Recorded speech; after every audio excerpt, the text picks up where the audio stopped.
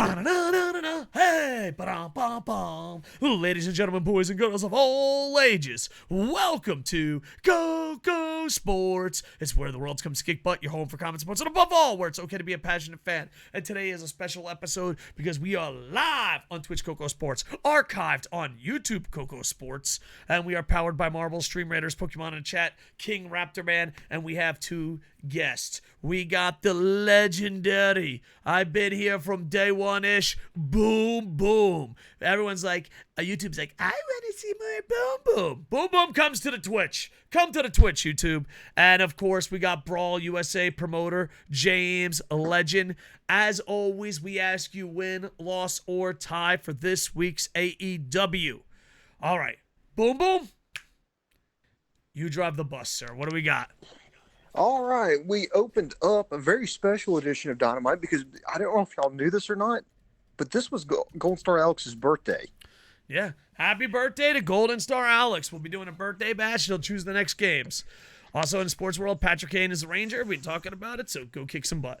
All right, happy birthday. What do we got? You know what? It's a good day to be Golden Star Alex. He got to see his two favorite female wrestlers, his favorite streamers. That's us, guys. And Patrick Kane is a Ranger, and he's a Rangers fan. All right, Boom Boom, let's break this down as best we can. All right, we opened up with a title match. It was Orange Cassidy defending his AEW All-Atlantic Championship against the challenger, Big Bill. James joined in a little bit late, so we'll get to James' opinion once he cuts in. It wasn't the worst match in the world. It wasn't the best match in the world. I just can't take Big Bill seriously. It's like you're born being 8 feet tall. You know, women probably love you. You're in shape. You're a strong fucking dude. And then you're cursed with the goddamn name Big Bill. I can't imagine. I can't take Big Bill seriously. And I'm hoping that this title, the All-Atlantic title, is actually going to start traveling. That was the point of it. The TNT title has traveled more. I don't know. If I want to be positive, I could say it was average. You know, you gotta, it's YouTube. You gotta be positive. Boom, boom. I positively say the best outcome of this match was average. Boom, boom. Your thoughts on the opening match? You know, I actually thought it was a pretty good match. I thought it was a good opener. I mean, one, let's just get the name Big Bill out of the way here, okay? I don't like it. I know it's like, well, his name was Big Cass in WWE. And I'm like, yeah, and then he just changed his name to W. Morrissey in Impact, and then he was starting off like that in AEW, and then he changed it to Big Bill. And I'm like, really? I mean, was Ogre McBaby Eater taken? I mean, why? Anyway. Well, can I just add something real quick, sir? Yeah. This young writer named William Shakespeare said, "A rose is a rose by any other name, unless it's Big Bill." That is true. That's what that is William true. Shakespeare. It is written right there in Romeo and Juliet. Right there. It's in the text. You can look it up. Thank you. I thought it was a pretty good match. You know, the big man versus the underdog. The little guy, the champion. There were some points there where it looked like Orange Cassidy was in legit danger when he got choked, when he got slammed through the table, when he got locked up in that full Nelson.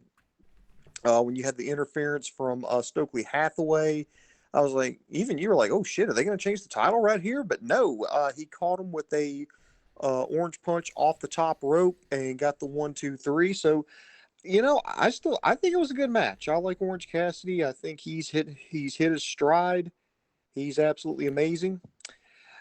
Next, let's see. We had that little promo by blood-soaked John Moxley after his win against Evil Uno. I don't know if you really want to weigh in on that or not. I got nothing to add. It did its job. Okay. Then they had the Elite come out, but the lights went out and immediately they were ambushed by the House of Black. So I guess whatever match or promo they had was canceled. This would come back into play a little bit later, which we'll get into. Then we had the Face of the Revolution ladder match, and from what I understand, that the winner here would get a shot at the television championship, if I remember correctly. But we had Eddie Kingston, Sammy Guevara, AR Fox, Action Andretti, Powerhouse Hobbs, Konosuke Takeshita, Ortiz, and Commander were all part of this. I believe this is Commander's first AEW match. I could be wrong. Yes, that The is the correct. the internet told me that. Um, I enjoyed this. I thought this was match of the night. I kind of wish they opened it with this or ended with this. I thought this was the highest highlight of it. I really enjoy ladder matches. I do think when the refs hold the ladder, I'm kind of anti that, but also pro safety. So I got mixed emotions there. Overall, I thought this was match of the night. I really enjoyed it, but I'm a big fan of ladder matches. The only thing I would change is that toilet cushion of the brass ring looks silly.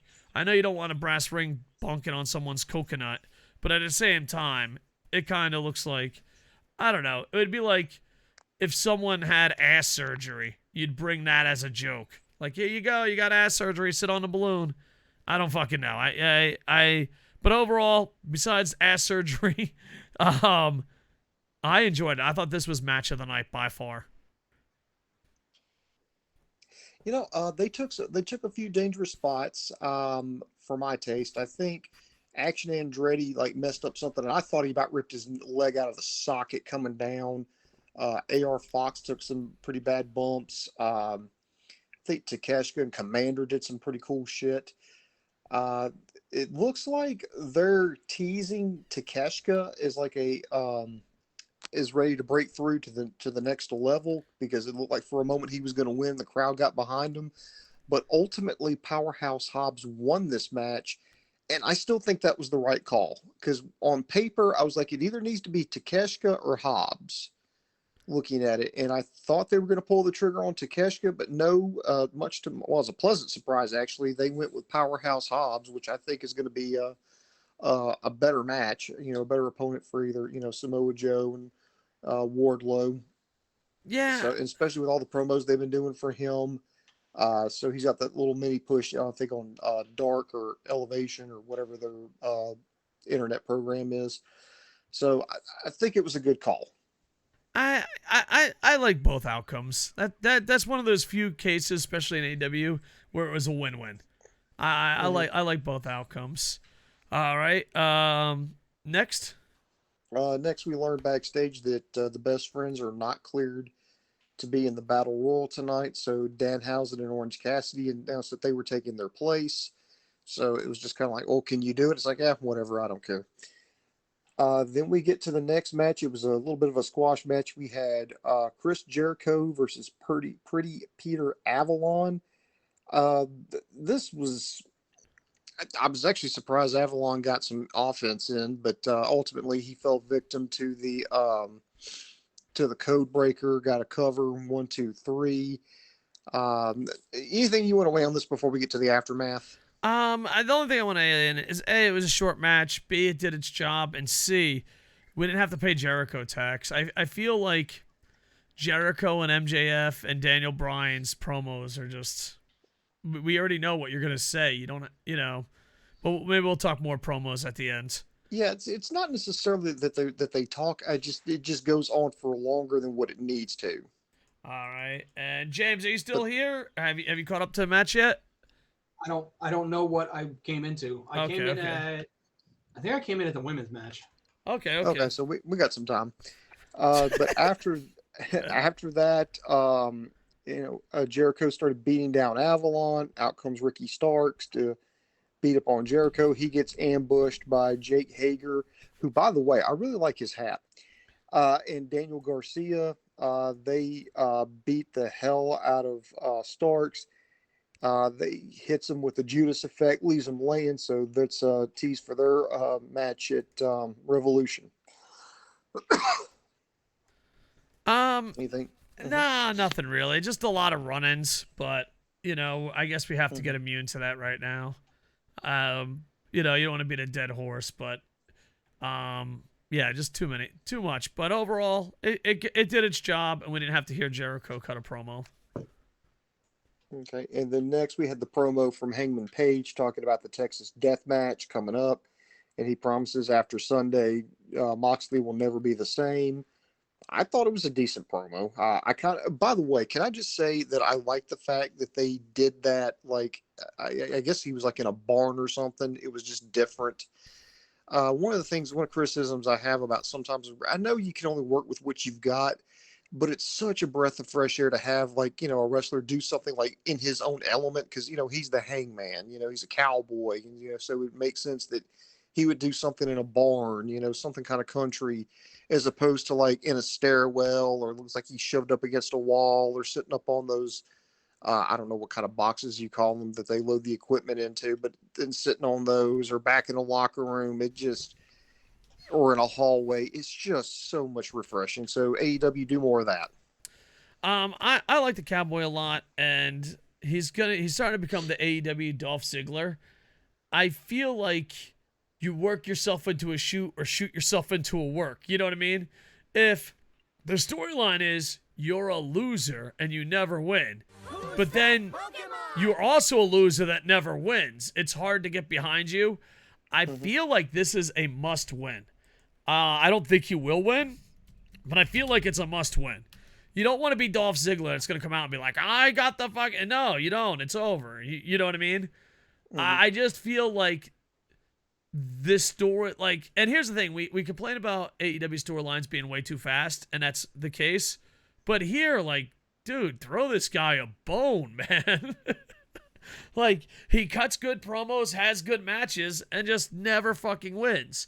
And the whole, oh, he's cursed, he can't fucking win. Eventually, that's just going to become a reality. If you follow me on that. Hey, what's up, OK420? But yeah, that's where I'm with that one. All right, next. Next, we had Christian Cage come out for an interview. Of course, he runs down the crowd. Then he runs down Jungle Boy, saying that, Jack Perry said he was going to try to win a singles championship in 2023. Then he said, over my dead body. Well, this kind of had an illusion here because they played a video promo of Jungle Boy digging a grave, and then it pans up to see like a tombstone, Christian Cage's name on it. And then apparently he's challenged him to a fight, not a match, a fight at Revolution. The promo was okay. It was a very generic heel promo, in my opinion. Good visuals from Jungle Boy, but there's some problems I had with this. I think this should not be on the pay-per-view. I think this should have been on a Dynamite, because you just did a promo for a Texas death match with Hangman Page. So that's like, no rules, anything goes. And now you have Christian Cage come out, and he just challenged Jungle Boy Jack Perry to just a fight. I mean, I'm just saying, maybe if you can do that, but I would not do something like that back to back, and I sure as hell wouldn't do that on the same show. That's just me speaking as a producer. I agree with everything you said there. And on top of that, it's just, I love Christian Cage more than the straight man should. I'm just not feeling this storyline. And this is when I kind of snapped, because I'm cool, calm, collective all time. This is when I just snapped and yelled at Tony. I feel because it's WrestleMania season and the Bloodline's doing so well, he panics and becomes WWE. It's like, it gets to the point that if you're any closer to WWE, we'll just watch Raw. You know what I mean? Like, why would we want to watch an alternative of WWE when we have WWE? I don't know. I just was not feeling this at all. This was like the breaking point for me. But yeah, hopefully the pay-per-view will be better. But this was a breaking point for me. It's like, oh, we're fucking dead, and oh look. I was like, dude, I'm out. You know what I mean? I'm just not feeling this at all. I came in at the end of this, by the way. Yeah. What did you have any feeling? Because you're a little more positive. I came in at the end, so I didn't really even see what was going on. All right, so from now on, we'll go Boom Boom James, me, Boom Boom, and that'll be the rotation. Okay. I just wasn't feeling it, and it's not my style of pro wrestling, and I'm tired of alternatives eventually becoming what we're looked for the alternative, It's like, ooh, I don't want McDonald's. And then every store's like, we've became McDonald's. It's like, all right, well, I'll move on. All right, go ahead, Booms. All right, next we had the FTW Championship match. We had Hook defending against Matt Hardy. Um, Pretty good, especially for a Hook match. And I don't mean that as like an insult against Hook. It's just I think he's starting to wrestle a little bit longer matches, and he had to fight from behind, because he was doing more defensive stuff, like he was, taking punishment. He was selling. So I mean, it was good for what it was, but he locked on the Red Rum, and Matt Hardy tapped immediately. Um, I don't know about you, and I guess I'll go with James before you get to your impressions of the match. To me, I feel like the firm is just DOA right now. It's just dead. It started off really good. They had a great idea on paper. It looked good, and then it just completely fell apart. In the firm, in my opinion, is the modern day version of the York Foundation. And you'd have to be a complete total nerd to know what that faction was. Yeah, definitely. There you go. Go ahead, James. I mean, we had this conversation on the stream, but it's like we're really questioning if Hook can even wrestle. And we're guilty of doing this in ACW at the time when we needed like a jobber, and the kid had been training for like 2 sessions, but the jobber wasn't beating Ralph. Yeah. It wasn't beating our main eventers. You know what I mean? And not that Matt Hardy's a main eventer, but it's still, and I know you'll disagree with this, but like it's still Matt Hardy. You know what I mean? Yeah. No. I'm on the same page. So it's like, are they rolling out Hook too soon before he's? They've already done that with Jade Cargill, but she's improved. Yeah. And like, I just don't think Hook is improved. I think it's a case of same old shit. I agree and disagree with you. I don't think he should have beat Matt Hardy, but you have to put someone in that's a solid wrestler. You have to put someone in that's a solid wrestler. Yeah. But I think Jadeberg has improved. I like the storyline of undefeated young champions improving. I really do. That's a go-to. But they're doing 2 at the same time. And I know Jadeberg is farther along, but I feel like she's doing way better. Like, I think she's doing way, way better. And I don't know. I mean, he's officially 21-0 this year. And I don't know if he's ever lost. He's 21-0 this year. He's basically the male version of Jadeberg, but Jadeberg's just doing it better. And who knows? Maybe we'll give it more time, but I don't know. I don't know. Let me just read the comments real quick. I don't want to ignore the comments here. Rick wants to know which matches will be in the buy-in. I imagine it will probably be, knowing pro wrestling these days, it will probably be a cruiserweight, fast-paced, exciting match. That's what I'm thinking. Just because that's what the trend is nowadays in pro wrestling. So whatever's probably a cruiserweight fast match, Indie Darling will probably be there. Pure Sports Detroit, love you, brother. All right. There you go. Leo Rush versus Jacob Fatu on the next episode of MLW Underground. Nice. I have to find a way. I got to find a way to watch MLW and WWE. I have to slowly but surely expand. There's just so much wrestling, boys. But yeah, and it's so funny because WWE brags about being an international company and is literally, outside of pay-per-view, is the hardest show in the world to watch. I don't understand why they brag about their international audiences. But yeah. So go ahead, real quick, Dave, to kind of hop back on this hook theory. I just looked up. He debuted in 2021. December 8th of 2021. So he's just over like what, a year? Yeah. Yeah, just over wrestling? a year, yeah. But he was trained by Brian Myers and Pat Buck at Create Pro, which is the same school that gave you MJF and Max Caster, Mark Sterling, Chris Statlander. Their students are very good. And then he also trained with Cody Rhodes and QT Marshall at the Nightmare Factory. So it's not like he doesn't have top tier training. Yeah, it's not like he's a celebrity. He actually has been trained.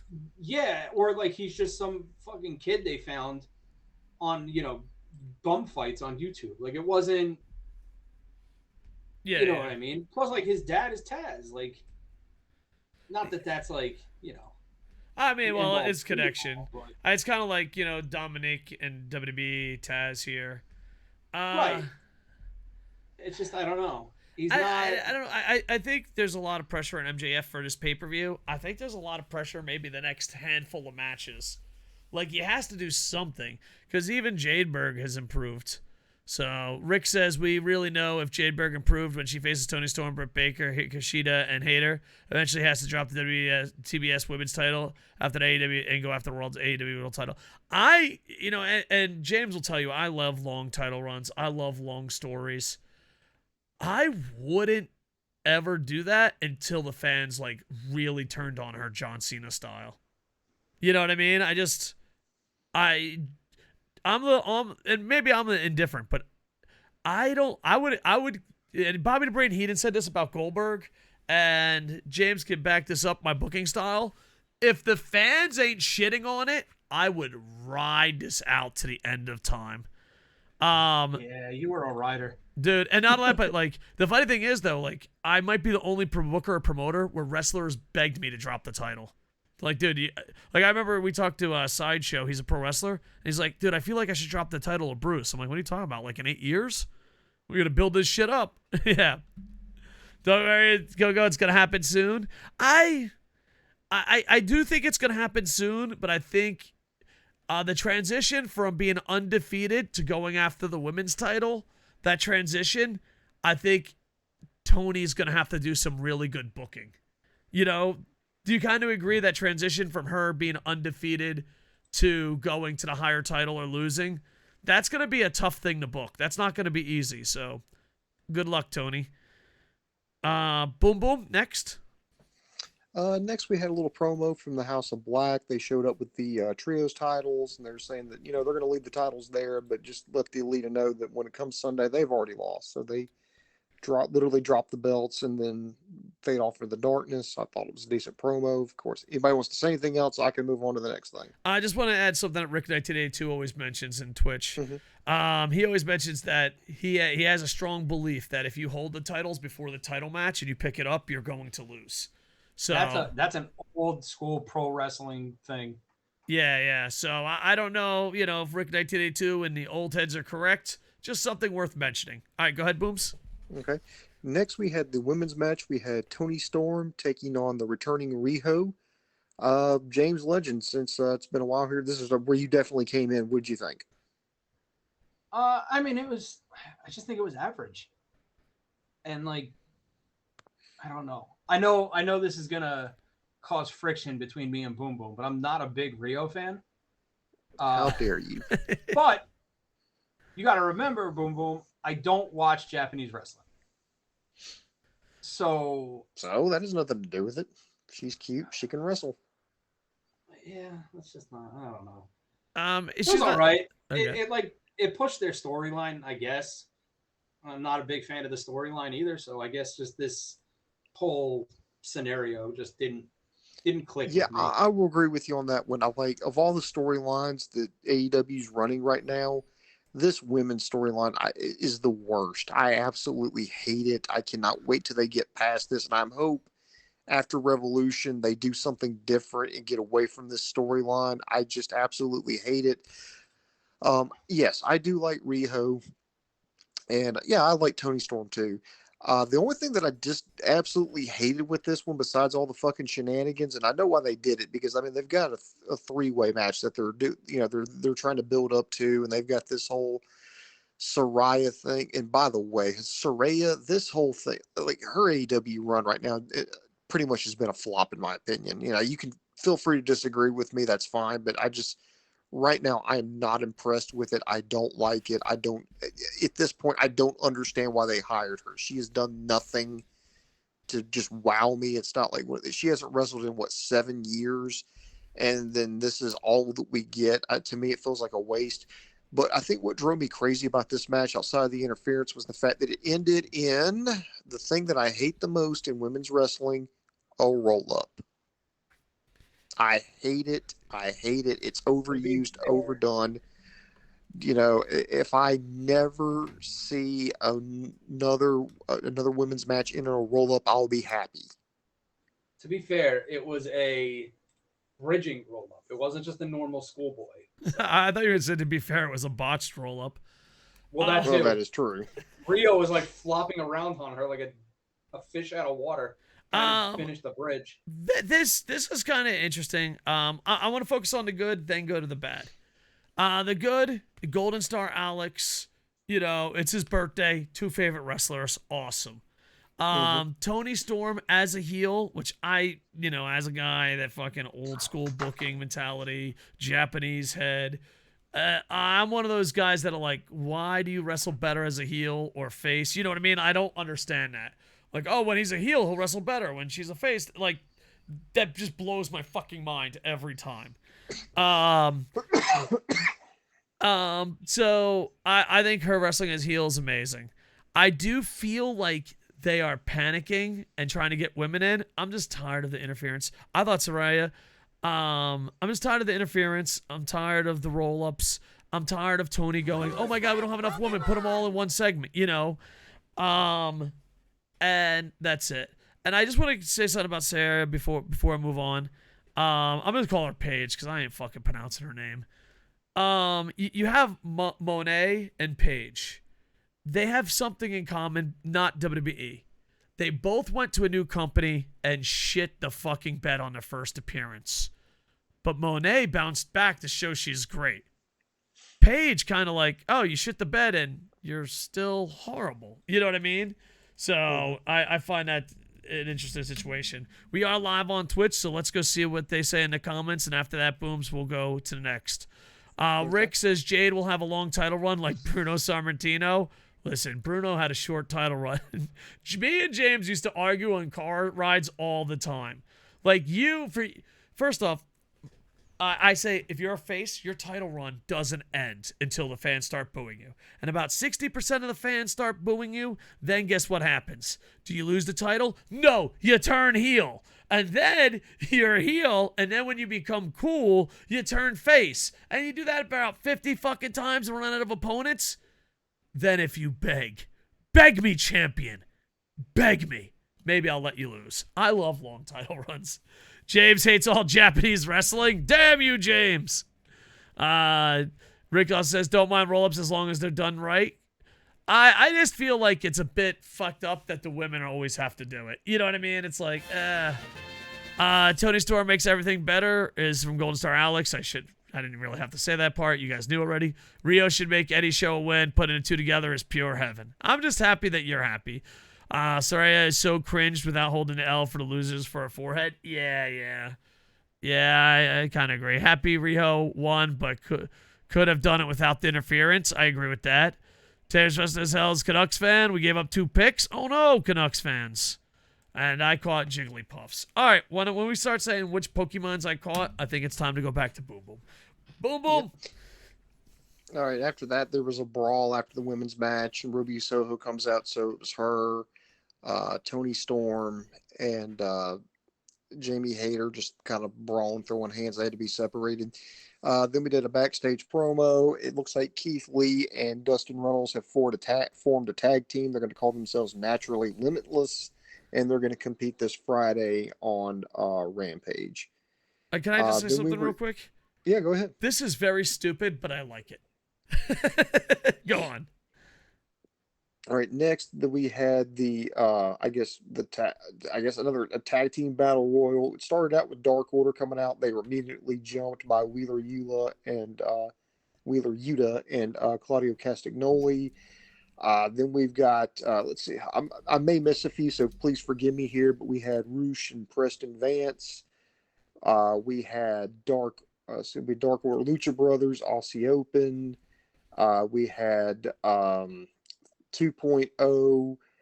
We had Dante and Darius Martin Top Flight. We had the Kingdom. We had Butcher and Blade. We had Danhausen and Orange Cassidy. Sorry, I'm just trying to remember all the tag teams here that were in there. You're doing better than I or Dave would have done. Oh, yeah, I would have just been like, there was a lot of tag teams. I'm going off memory here because there was just a lot. It was just a lot of bodies. Listen to this guy showing off. Went flying everywhere. I didn't hate the match. I just didn't like the ending. Yeah, I didn't like the ending. Maybe this is just me being an old man.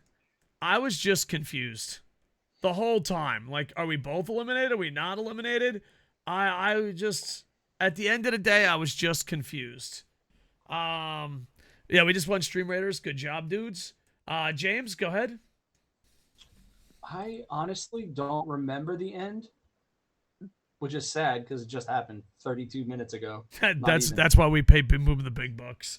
Yeah. Well, what was the end? It came down to eventually the Butcher and the Blade, and then Orange Cassidy and Danhausen. Right. Was that the end though? Like that was it? Yeah, that was towards the end. I just remember Dave yelling about Jeff Jarrett came out, so I didn't know. Yeah, Jeff Jarrett was awesome. So what had happened was they had Orange Cassidy was doing a double Hurricanrana. Then Butcher and Blade had Orange Cassidy cornered. They were like they were about to throw him over, but Danhausen came in and shoved both the Butcher and the Blade out. So Danhausen and Orange Cassidy win. Okay. It just, I just think it could have been done better. That's all I'm going to say. I think it could have been done better. I also think you have so many good tag teams that you don't need to do a Rumble. How about just giving somebody a match because they're a good tag team and they have a good record? James, are you talking about records matter and they should just fucking pay attention to record? And I fucking hate you, Tony Khan. I fucking despise you, dude. You were the chosen one. Sorry. He got me a little emotional riled up there, fucking James. Yeah, I agree with James. It's almost like if they had a system for rankings and records and told long-term storylines instead of gauntlets and fucking Royal Rumble matches. I just say it was fun, but it was just confusing and over the top. Let me go see real quick. Rick says Power Slap. This is you guys know what Power Slap is. Got demoted to Rumble, which is a streaming service I never heard of. Dana White was hoping the finale was on pay-per-view or regular TV. Shocked to have a second season. Well, the thing is, there's a new strategy in Hollywood, and you can see this in pro wrestling too, in sports. They'll lie and say there's a second season, so it'll get lots of media attention and hope it's a spike. So now a second season has become like an advertisement and not the truth. It's like, oh, there'll be a second season of KocoSports, and they hope the media picks it up, and that doesn't mean it'll be a second season. It's a marketing trick. Power Slap was never going to work. I don't understand how the doctors okayed that. Records don't matter, like points don't matter to show whose line is it with Drew Carey. Exactly. All right, boys. We're caught up on the chat. Boom, boom. Back to you. And then I guess I don't want to call it the main event, but the final segment was a confrontation between MJF and Bryan Danielson. They got a little personal with each other. This week it was Bryan Danielson's turn. Turns out, and I didn't know this until I read about it, that MJF was engaged, but his fiance broke off the engagement and left him. And so Bryan Danielson made light of that, saying that, you've taken all these shortcuts and you don't fight for things. And that's why you're not married with a wife and kids, because you don't fight for it. You take all the shortcuts. And so now your shoulders are going to be on the mat. You're going to be banging rats. And, they made it very, very personal. And he's like, I'm going to be the world champion because I'm willing to fight for it. And you better be ready to fight for it, because if you're not, you're going to get your head kicked in. So I thought it was okay. I just don't know if I would have ended a show with it. I know you've got to really promote your heavyweight championship match, especially an Iron Man match. I just kind of hate that they ended the show on a non-wrestling match. But that's just personal. That's just a personal preference. James, to you, sir.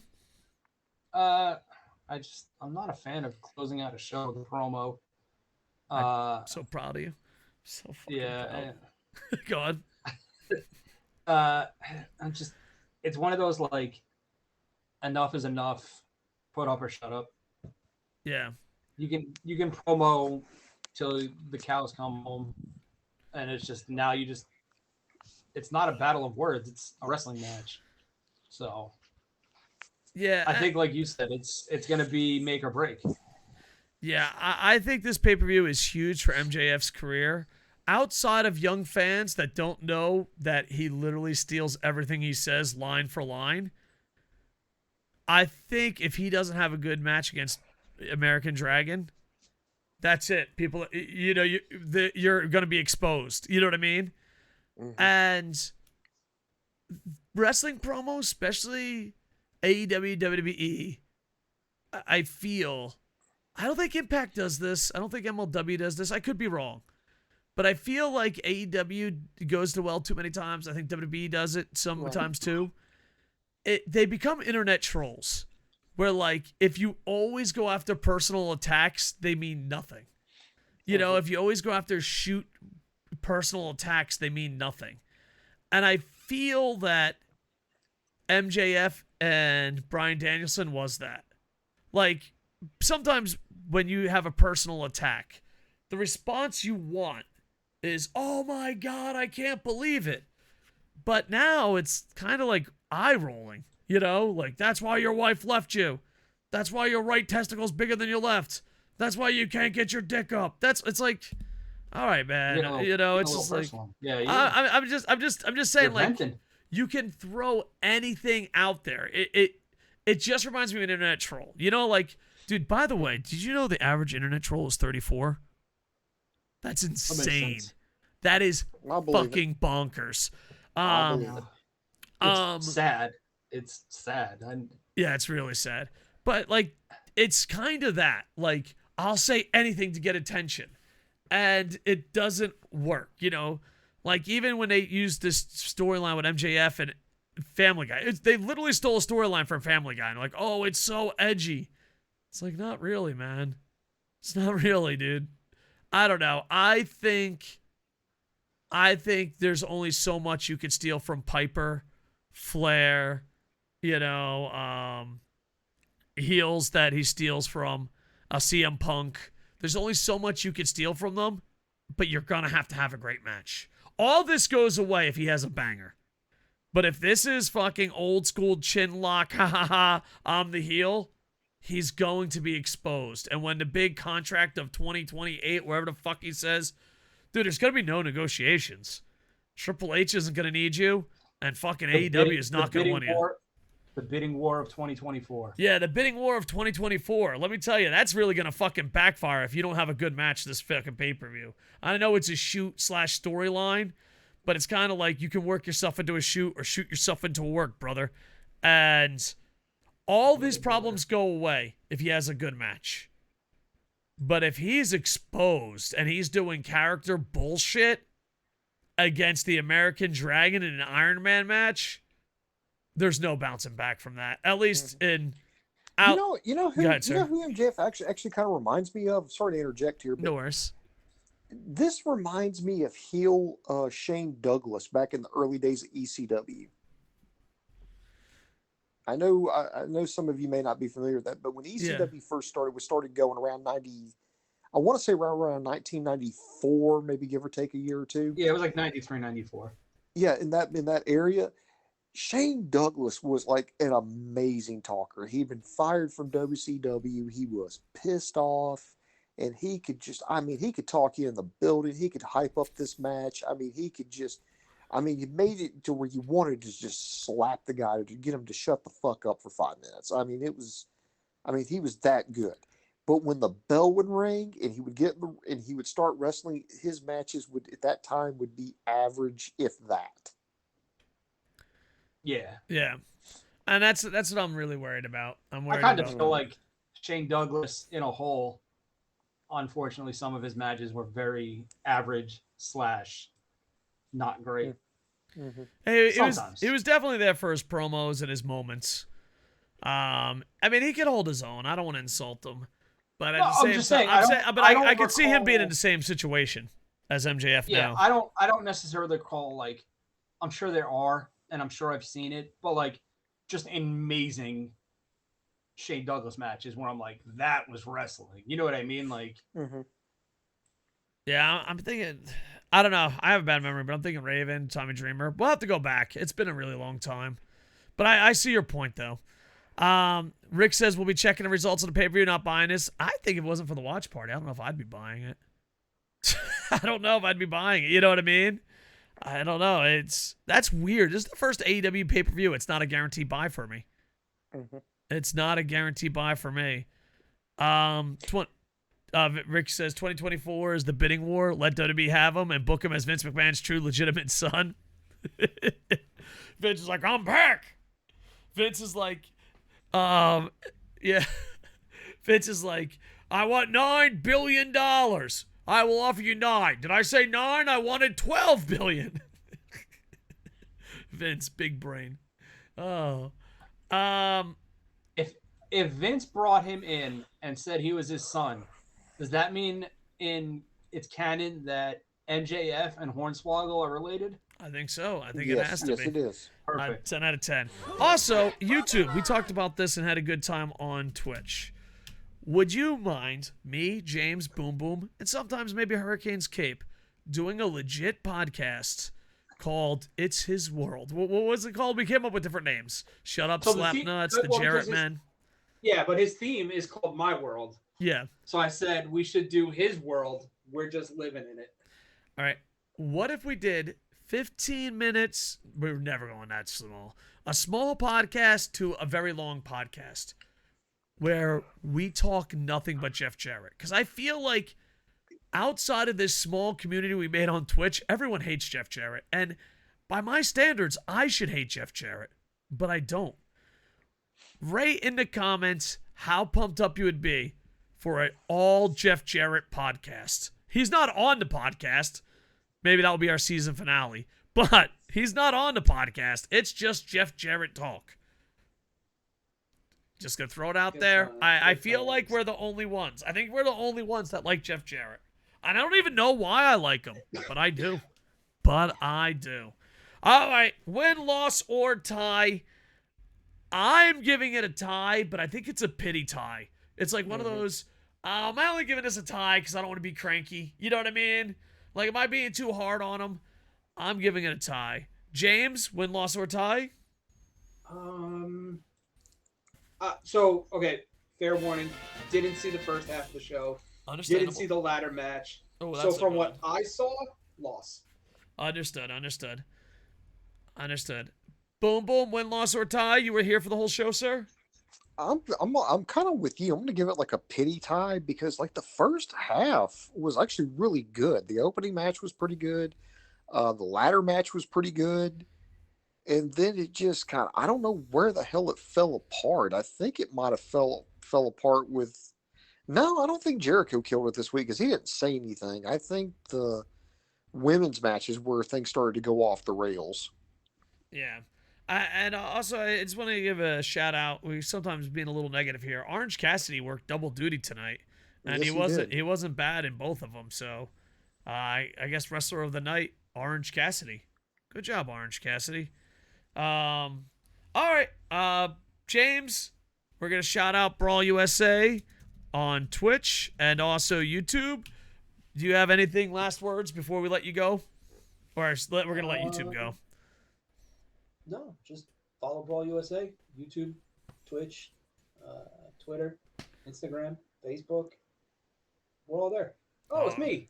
Look at me. Yeah. I'm at the bottom of the screen there. There you go. And boom, boom. Oh yeah, this is real quick. All right, go ahead. If you don't know the game that I'm playing, Wrestling Empire, it's one of the weirdest games in the world.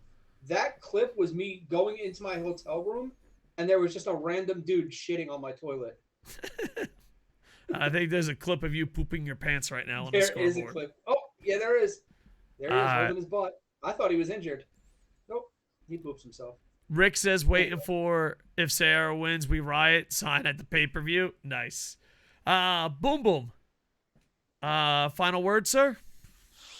Butt cheeks. All right, YouTube, like, comment, subscribe. Twitch, you stay right there because we're going to celebrate Golden Star Alex's birthday. If you have nothing to say in the comments, hey, you got win, loss, or tie, your opinion. But go over and say happy birthday to Golden Star Alex.